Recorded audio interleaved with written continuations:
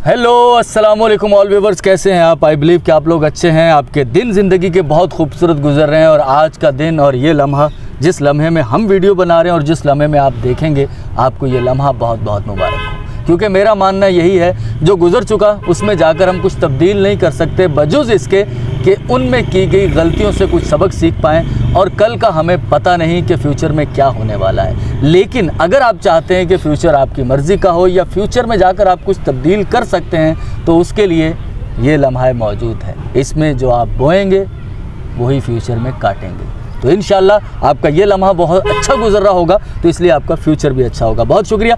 मेरे साथ आज एक नई पर्सनालिटी देख रहे हैं, शख्सियत, हस्ती देख रहे हैं, दोस्त हैं हमारे हयात कुरैशी साहब।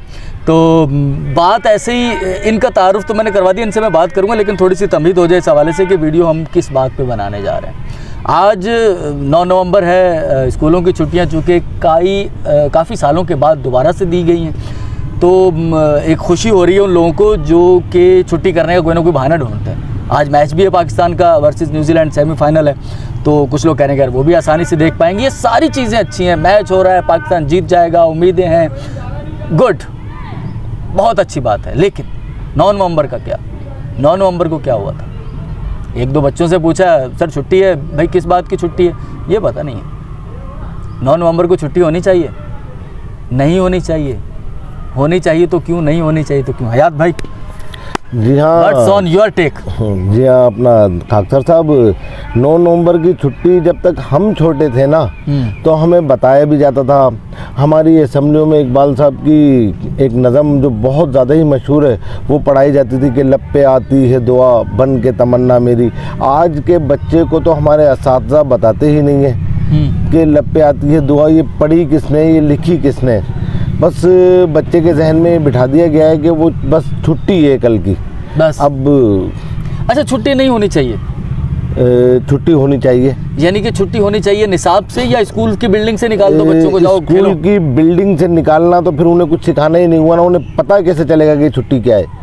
उनको निसाब, हाँ, छुट्टी ना भी हो मतलब समझ नहीं। जी हाँ, बिल्कुल, छुट्टी हो भी और छुट्टी ना भी हो, मतलब आज के दिन हम सिर्फ इकबाल को लें, इकबाल याद को लें, यानी कि छुट्टी करके मतलब निसाब से छुट्टी दे दें। जी हाँ, बच्चों को निसाब ना पढ़ाए, नॉर्मल जो पढ़ाया जाता है सिलेबस, उन्हें इकबाल को पढ़ाया जाए या उस पर कोई तकरीरी मुकाबले हो जाए। जी हाँ, बिल्कुल, तकरीरी मुकाबले होने चाहिए। उन्हें इकबाल की नज़में एक दिन पहले ही बता देना चाहिए कि कल आपने ये याद करके आनी है। कम से कम हमारे बच्चों को, आगे आने वाली नस्ल को ये पता चलना चाहिए कि इकबाल कौन थे, क्या थे, पाकिस्तान के बारे में उनके क्या ख्यालात थे, इस्लाम के बारे में, इसके रसूल के बारे में उनके क्या ख्यालात। अच्छा, मुझे एक बात बताएं यार, इकबाल हमारे कौमी शायर हैं। जी हाँ, बिल्कुल, ठीक है, और शायर मशरिक भी कहा जाता है। जी हाँ, बड़े सगीर पाक, और ये भी कहा जाता है कि पाकिस्तान का ख्वाब भी उन्होंने देखा। जी हाँ, बिल्कुल, ठीक है, लेकिन पाकिस्तान बनने से पहले वो इस दुनिया से चले गए। ये बातें तो सारी हो गई। जी हाँ, जी हाँ।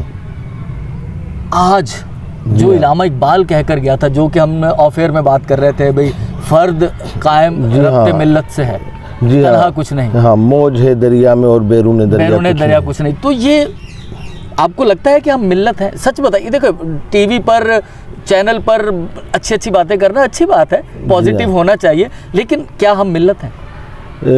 हमने इकबाल के आगे शेर की तरफ जाने की कोशिश करता हूँ कि जिसमें उन्होंने कहा है कि गवा दी तूने जो असलाफ से मीरास पाई थी, सुरैया ने उठा के आसमां से तुझको दे मारा। तो खाकसर साहब, असल बात ये है कि हमने अपने पुरखों को भुला दिया। जब पुरखों को ही भुला दिया तो उनकी बातें कहाँ याद रहेंगी? यानी कि इसका मतलब ये है कि इकबाल की फिक्र, जी हाँ, का फलसफा हम भुला चुके हैं, हम भुला चुके हैं। और लेकिन उसकी सबसे ज़्यादा ज़रूरत अभी है, ऐसा तो नहीं है? ऐसे? जी हाँ, मौजूदा दौर में तो अगर पहले 100% थी ना, तो आज हम उसे कहें कि हम 200% उसकी तलाश में होना चाहिए, हमें उसकी जुस्तजू में लग जाना चाहिए।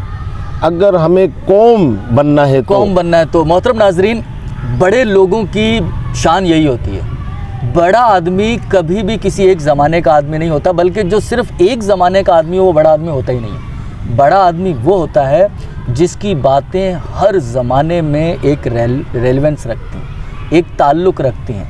यानी कि आप उस बड़े आदमी को जब भी पढ़ेंगे तो आपको लगेगा सर ये तो हमारे ज़माने की बात कर रहा है। सबसे बड़े आदमी हज़रत मोहम्मद सल्लल्लाहु अलैहि वसल्लम, अल्लाह ताला के आखिरी पैगंबर। उनके जो फरमान है, जो उन्होंने कहा हुआ है, वो हम हर ज़माने में महसूस करते हैं। सर हमारे ज़माने के लिए भी इसमें तो बात की गई है। और मुझे लगता, क्या सबको पता है इस बात का, कि हम और भी अगर कई सदियां जिएंगे या ये दुनिया जिएगी, तो हर उस सदी के लिए उनके कहे गए फरामीन, उनके फरमाए गए इरशादात, वो उस ज़माने से रब्त ज़रूर रखेंगे। ये बड़े आदमी की निशानी होती है। और इलामा इकबाल भी उस पाए के बड़े तो हो ही नहीं सकते, वो तो जिस पाए के हैं उस पाए के, सर उनके तो कदमों की खाक, उनके साथियों के कदमों की खाक, उसके बराबर भी हम लोग नहीं हैं। लेकिन हर बड़ा आदमी बड़ा हो जाता है जो रब्त ताल्लुक़ पैदा कर लेता है हज़रत मोहम्मद सल्लल्लाहु अलैहि वसल्लम से। और यही कहा था इकबाल ने। क्या कहा था उन्होंने? वो जो शेर है उनका, उन्होंने कि मोहम्मद से वफा तूने तो हम तेरे हैं, ये जहाँ चीज़ है क्या लौहो कलम तेरे हैं। तो जो मोहम्मद सल्लल्लाहु अलैहि वसल्लम से वफा करेगा ना सर, उनकी निस्बत से वो भी अपने ज़माने का बड़ा आदमी बन जाएगा। और उसकी कही गई बातें भी, जो कि आज से 70, 80, 90 साल पहले कही गई या 100 साल पहले कही गई, वो आज भी रब्त रखती हैं हमारे हालात से। और ये शेर जो कल से मैं बार बार दोहराए चला जा रहा हूँ, जब से मुझे पता चला कि इलामा इकबाल डे की दोबारा से छुट्टी की गई है, कि फ़र्द कायम रब्त मिल्लत से है। और मैं ये समझता हूँ सियासी हवाले से हम टूट फूट कोई मिल्लत नहीं है। मज़हबी हवाले से तो मेरा कहना क्या आपको पता ही है कि कितने मसलकी, कितने फ़रोई मामलात में हम सब ने अपनी 1.5 इंच की मस्जिदें अलग बनाई हुई। वो एक शेर उन्हीं का तो है ना, मस्जिद तो बना दी, मस्जिद तो बना दी शब्बर में ईमां की हरारत वालों ने, मन अपना नमाजी हो ना सका। और इस तरह ये आगे कुछ, मन अपना पुराना पापी है, कुछ इस तरह से। हाँ, हम बरसों नमाजी बन ना सके। तो कहने का मकसद यही है भाई, हम अफेयर में हयात भाई से बस यही बातें चल रही थी कि छुट्टी ना कराई जाए भाई स्कूल में, बच्चों को निसाब से भले छुट्टी दे दी जाए, लेकिन उन्हें इकबाल पढ़ाया जाए। यकीन करें मेरे माइंड में था कि मैं जाऊं कैमरा लेकर, बच्चों से पूछूं, जो स्कूल वाले बच्चे छुट्टी करके ग्राउंड में मैच खेल रहे हैं, पीछे ग्राउंड है यहाँ पर, उनसे पूछूं भाई छुट्टी है आज, क्यों छुट्टी है?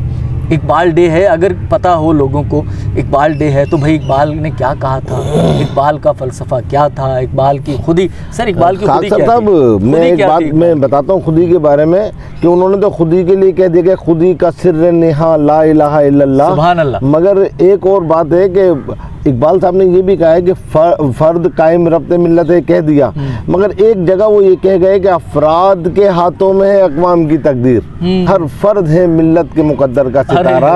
तो जब हम, इकबाल साहब ने तो ये कहा है ना कि हर फ़र्द की बात की है, अब हम सिर्फ गिने चुने अफराद की तरफ देखेंगे तो फिर हम सितारे तो नहीं बने ना।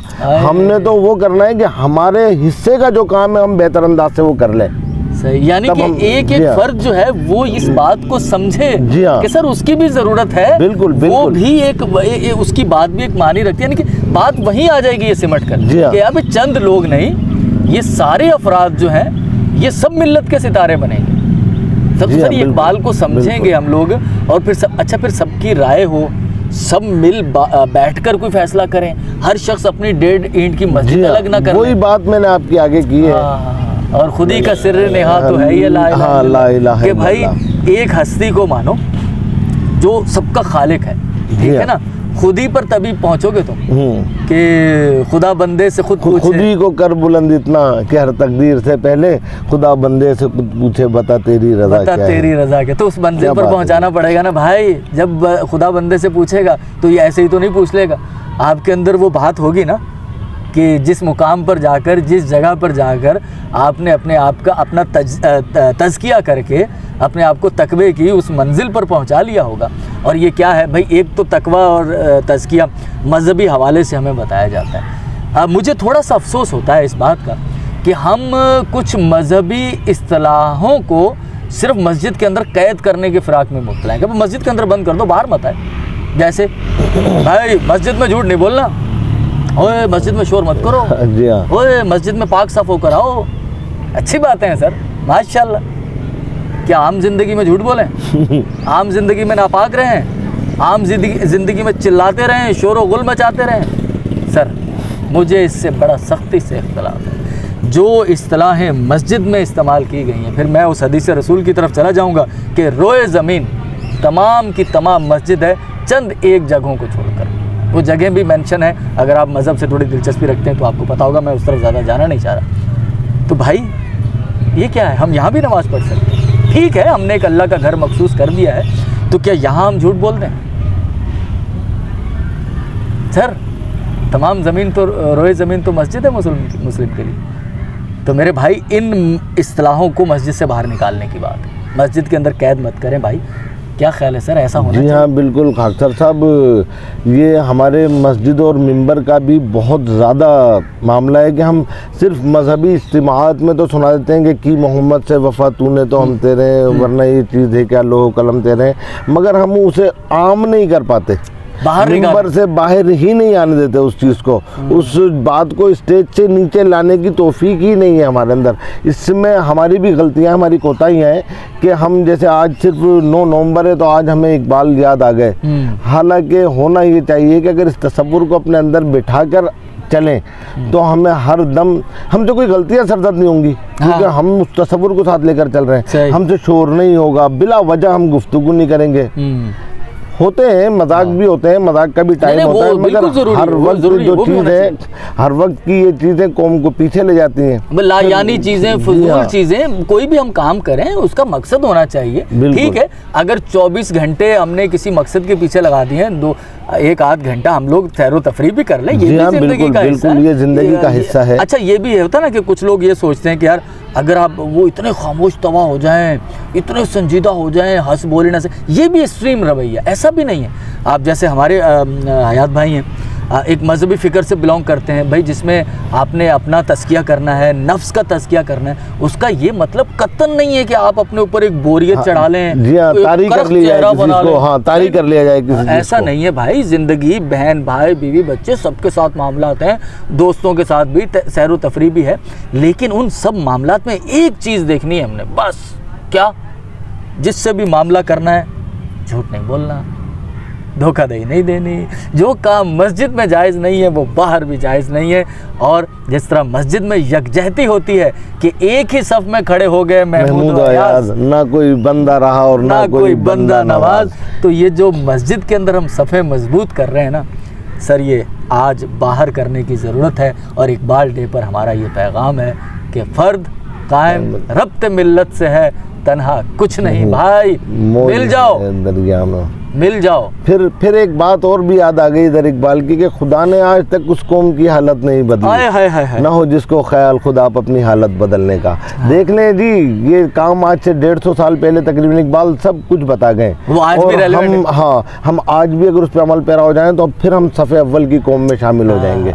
मगर यहाँ हमें अगियार हमारे लिए आके हमें सबक पढ़ाते हैं, हमें अब हम अगियार के पीछे चल रहे हैं, जो मुसलमानों की कासा लेसी करते नजर आए, और अब हम उनकी कासा लेसी करते हुए नजर आते हैं। वो हमें सबक पढ़ाते हैं कि इस तरह करो, इस तरह करोगे तो ऐसा करेंगे, इस तरह करोगे तो ऐसा करेंगे।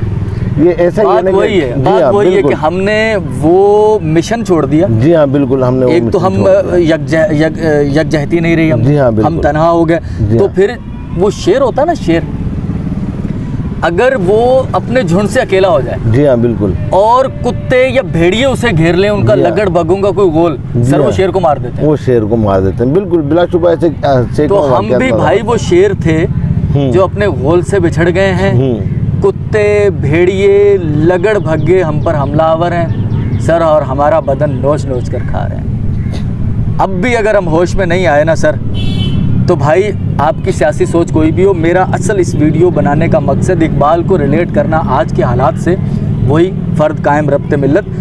आपका मसलक कोई भी हो मेरे भाई, अपनी सोचों में इतना एक्सट्रीम लेवल ना ले आए कि आप रब्त ख़त्म कर दें। हो सकता है मेरी और हयात भाई की कुछ सोचों में बहुत फ़र्क हो, लेकिन एक सोच हमारी मुत्तफ़िक है, अपना दीन अपना मुल्क, इस पर सर किसी हालत में कोई समझौता नहीं। सबसे पहले हमारे लिए यही चीज़ है। हमारा इख्तलाफ कुछ भी हो, सियासी पार्टी कोई भी हो हयात भाई की, सर पाकिस्तान पे कोई कंप्रोमाइज़ नहीं है।